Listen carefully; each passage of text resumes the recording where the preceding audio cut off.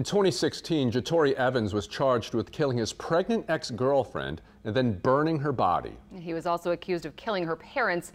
Evans later committed suicide in prison. Now, in the months since, Eyewitness News has obtained 911 calls, never-before-seen photos, and statements from those who knew and loved the family. Chris Jackman brings us their story and a warning that some of the images in this story of violence are disturbing.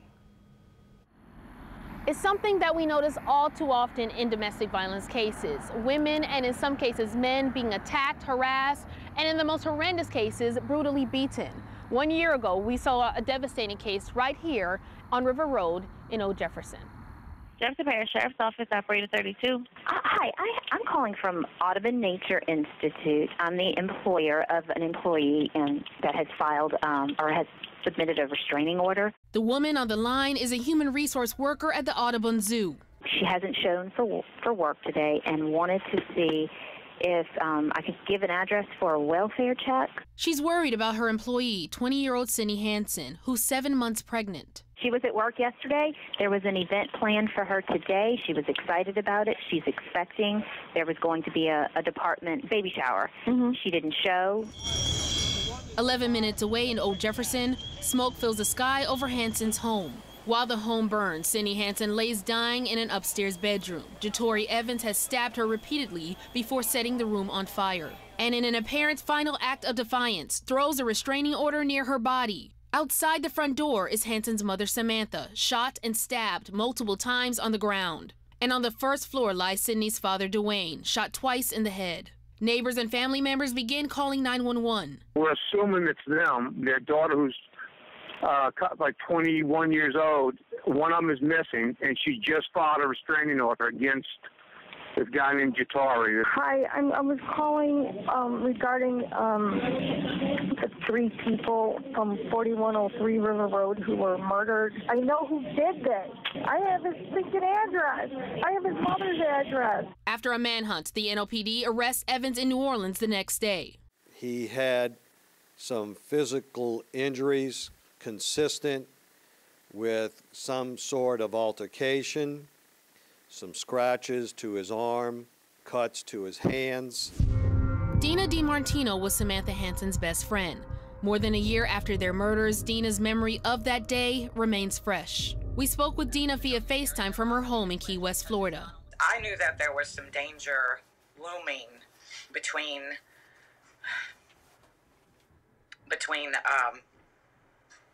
Evans and the family, and I only knew little part of that because she wanted to talk about it when she was here. But she never got a chance to explain. Cindy's parents, Samantha and Dwayne, planned on visiting Dina, scheduled to fly out the day after they were killed. She kept saying there's some drama, there's some issues, and that all came up in the last 2 weeks before their death. Evans had a history of domestic violence. Hansen's friends and coworkers told investigators he was abusive, oftentimes becoming jealous and controlling towards her when she ended their relationship. In newly released documents from JPSO, a sergeant who served with Evans in the National Guard told investigators Evans had expressed anger towards Hansen, saying he felt the baby Cindy Hansen was carrying wasn't his. About a month before she was murdered, Cindy told friends that Evans slashed her tires and poured bleach in her gas tank. Fearing for her life, she filed a temporary restraining order. Evans allegedly told Cindy that if she ever got a restraining order, he was going to kill her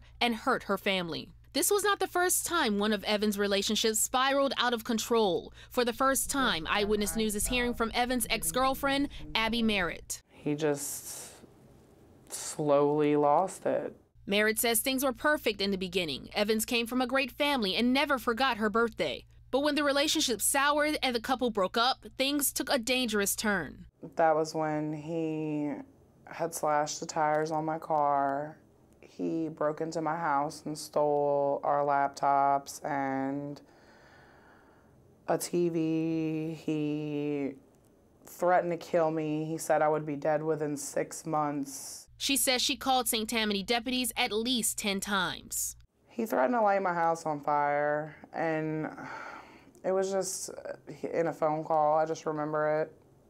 And the only reason I remember it is because he did light a house on fire and hurt Sam, Dwayne, and Sydney, and the baby. Eventually, she says Evans moved on. When she heard the news about the Hansons and saw the flames on TV, her heart dropped. I was really hurt that this happened to an unborn child. That's what got me the worst. In September of last year, while awaiting trial, police say Evans hanged himself in his jail cell. The Hanson family is still too distraught to talk on camera. They say they wanted justice for Samantha, Dwayne, Sydney, and her unborn child, but they're also glad they won't have to live through a lengthy and grueling trial.